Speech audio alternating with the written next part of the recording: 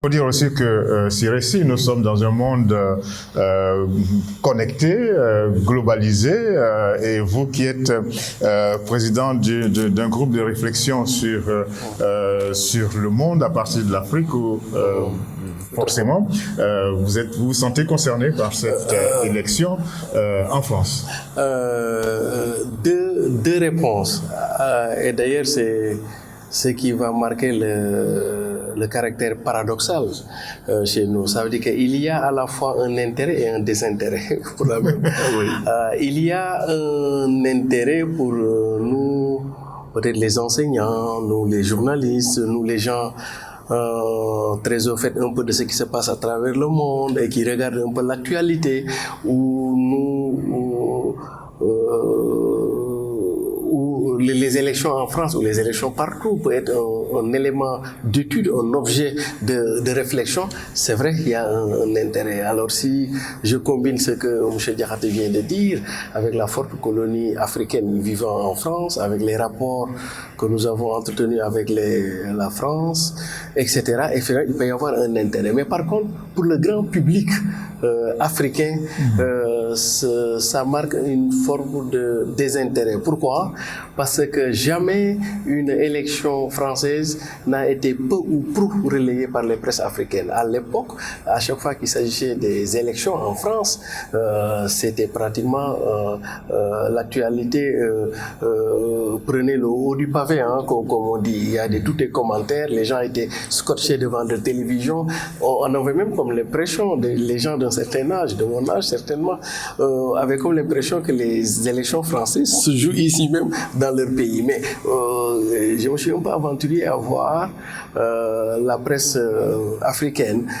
C'est presque traité en der ou pratiquement epsilon. Ça ne marque plus. Donc, et ça a une lecture extrêmement importante qui fait que l'écrasante... Qu'est-ce que cela signifie? Voilà, ça veut dire que l'écrasante majorité des populations africaines ont passé l'éponge, disons-le comme ça, avec ce type de rapport, disons-nous, de la colonialité, disons-le comme ça, hein, ce rapport néocolonial. Ça veut dire que pour eux, la France n'est plus véritablement l'omniscient, l'omnipotent, le régulateur, ça le centre d'intérêt. À premier niveau, ils ont leur propre agenda, leur propre problématique, et que le centre du monde, ce n'est pas seulement la France aujourd'hui, et que les populations africaines, surtout la jeunesse, ont d'autres préoccupations, regardent ailleurs.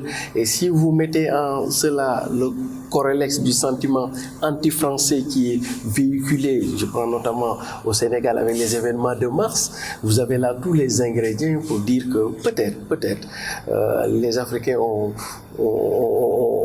fait passer très bien la page de la colonisation, de la colonialité, et veulent ouvrir une nouvelle page. Et pourtant c'est une élection extrêmement importante, et même à l'issue de laquelle dépendra ou pourrait dépendre une nouvelle reconfiguration. Ça veut dire que au cas où, et peut-être on y arrivera, au cas où Marine Le Pen accède à la présidence française, eu égard à tout ce qu'il a annoncé en termes de rupture et de changement, ça peut être intéressant pour le continent africain dans la perspective de reprendre son destin en main et de renégocier sa place dans la globalisation. Alors ceux qui pensent que cette élection ne concerne pas vraiment les Africains qui voient cela d'un peu loin, on a vu il n'y a pas longtemps, quand le conflit Russie-Ukraine s'est déclenché, beaucoup d'Africains ont dit ça se passe en Europe, on n'est pas concerné, mais aujourd'hui on a les conséquences, surtout au plan économique. Et ça, c'est le monde que la Covid a instauré. C'est-à-dire que depuis la Covid, on a toujours été d'ailleurs dans le village planétaire.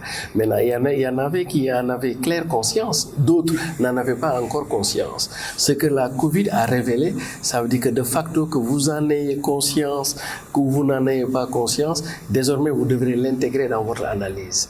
La Covid l'a montré avec ce qui s'est passé. Ce qui s'est passé en Ukraine, la crise en Ukraine qui s'est soldée aussi avec des ruptures de kérosène.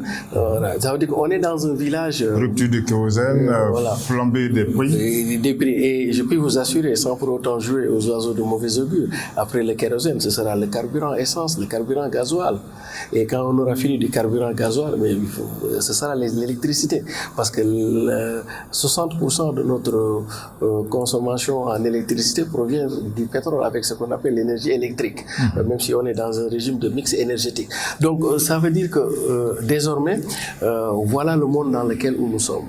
Le monde des interdépendances, le monde des interrelations, à telle enseigne que ce qui se passe à 10 000 kilomètres d'ici, les dirigeants, les gouvernants et les décideurs se doivent de le considérer comme ça se passait devant leur porte, parce que ne pas avoir une démarche proactive peut générer des surprises désastreuses sur le plan stratégique. Ok.